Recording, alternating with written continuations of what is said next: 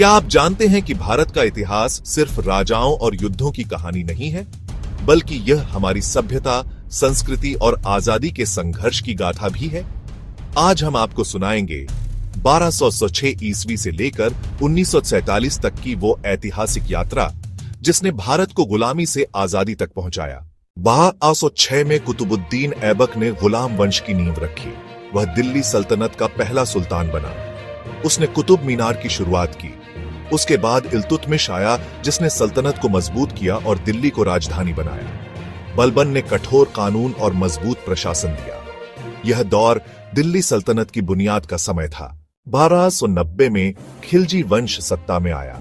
अलाउद्दीन खिलजी सबसे बड़ा शासक था। उसने मंगोलों के आक्रमण रोके, बाजार में सख्त नियंत्रण लगाया और दक्षिण भारत तक साम्राज्य फैलाया। उसके शासन ने दिल्ली सल्तनत को ताकतवर बनाया। गयासुद्दीन तुगलक ने तुगलक वंश की नींव रखी। उसका बेटा मोहम्मद बिन तुगलक अपने अजीब प्रयोगों के लिए याद किया जाता है। राजधानी दिल्ली से दौलताबाद ले जाना और तांबे के सिक्के चलाना। फिरोज शाह तुगलक आया, जिसने नहरें बनवाईं और कई इमारतें खड़ी की। लेकिन धीरे धीरे सल्तनत कमजोर होने लगी। तुगलक वंश के पतन के बाद सैयद वंश आया। खिज्जर खान ने इसकी नींव रखी, लेकिन यह बहुत मजबूत नहीं रहा। 1451 में इसका अंत हो गया। 1454 में बहलुल लोदी ने लोदी वंश की स्थापना की। यह दिल्ली सल्तनत का आखिरी वंश था और पहला अफगान वंश भी।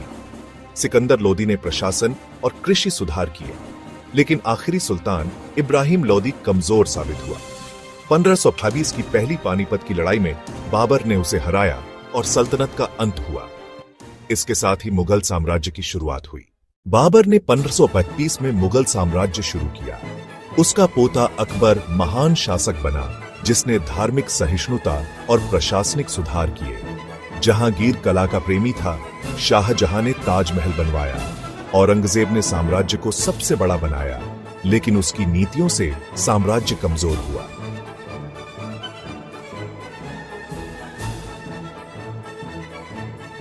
में औरंगजेब की मौत के बाद मुगल सत्ता बिखर गई। औरंगजेब की मौत के बाद मराठे, सिख, बंगाल के नवाब और निजाम जैसे क्षेत्रीय राज्य उभर आए। इसी समय यूरोपीय व्यापारी भारत में आए, पुर्तगाली, डच, फ्रांसीसी और अंग्रेज। लेकिन धीरे धीरे अंग्रेज सबसे ताकतवर बन गए। सत्ताफिट की प्लासी की लड़ाई ने इतिहास बदल दिया। सिराजुद्दौला को हराकर अंग्रेजों ने बंगाल पर कब्जा कर लिया। इसके बाद बक्सर की लड़ाई 1764 ने कंपनी को और ताकत दी। अंग्रेजों ने कर वसूली, किसानों का शोषण और भारतीय उद्योगों को बर्बाद किया। धीरे धीरे पूरा भारत कंपनी राज्य के अधीन आ गया। 1858 में भारतीयों ने अंग्रेजों के खिलाफ पहली बड़ी लड़ाई लड़ी। मंगल पांडे ने विद्रोह का आगाज किया। रानी लक्ष्मीबाई, तात्या टोपे, नाना साहेब और बहादुर शाह जफर जैसे वीरों ने साहस दिखाया। यह विद्रोह भले ही असफल रहा, लेकिन इसने आजादी की लौ जला दी।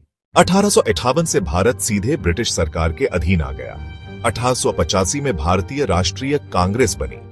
गोपाल कृष्ण गोखले, दादा भाई नौरोजी, बिपिन चंद्र पाल और लाला लाजपत राय जैसे नेता सामने आए। 1905 में लॉर्ड कर्जन ने बंगाल विभाजन किया। इससे पूरे देश में स्वदेशी आंदोलन भड़का।